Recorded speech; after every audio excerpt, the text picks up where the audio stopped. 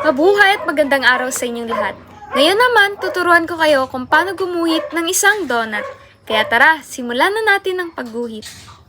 Sa pagguhit ng donut, sisimulan natin sa pagguhit ng maliit na bilog sa gitna ng donut para sa butas. At sa sumunod, guguhit tayo ng isa pang bilog para sa donut. Ito ang magiging base ng hugis. Dapat ito ay mas malaki kaysa sa drawing natin kanina na butas. Guhit ang gilid ng donut para magmukha itong may kapal o thickness. Gumamit ng linya sa ilalim ng bilog na sumusunod sa curve ng donut para ipakita ang ibabaw at ilalim ng donut. Mag-drawing ng irregular na linya sa itas ng donut upang ipakita ang glaze o icing. Siguraduhin ang linya ay hindi pantay upang magmukhang natural ang icing na tumutulo sa gilid.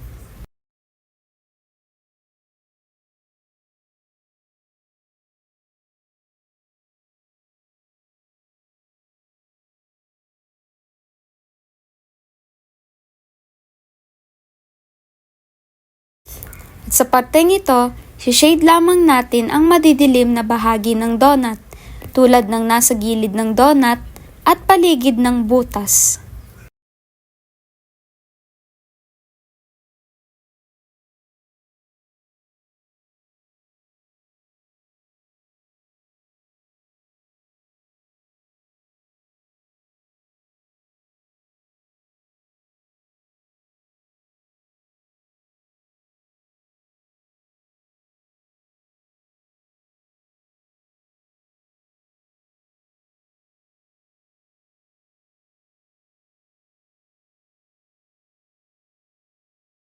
Sa mga mas shaded na lugar, gawing mas siksik ang mga shade upang magmukhang mas madilim.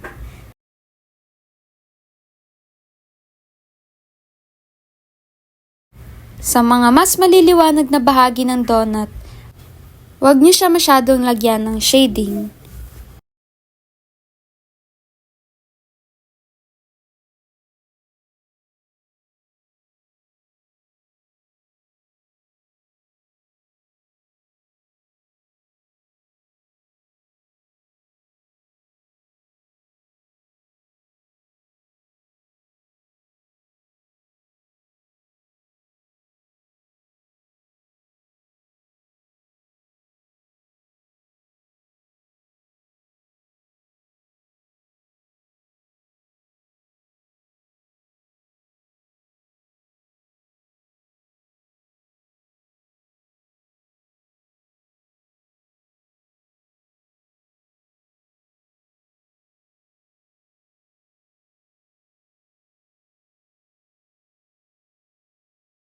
Ito ay optional lamang, pero kung gusto nyo, pwede nyo lagyan o dagdagan ng mga sprinkles sa pamamagitan ng pagguhit ng maliliit na linya sa ibabaw ng donut upang ipakita ang mga toppings.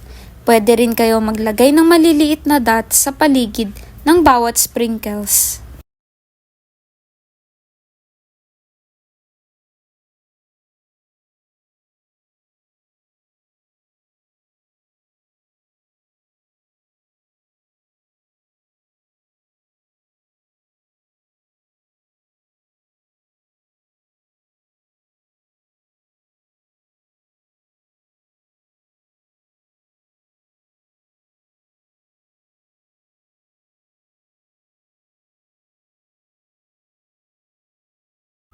At ayan na, mayroon ka ng isang donut. At natapos na din ang ating iginuhit na isang donut na napakadali lang at realistic pa.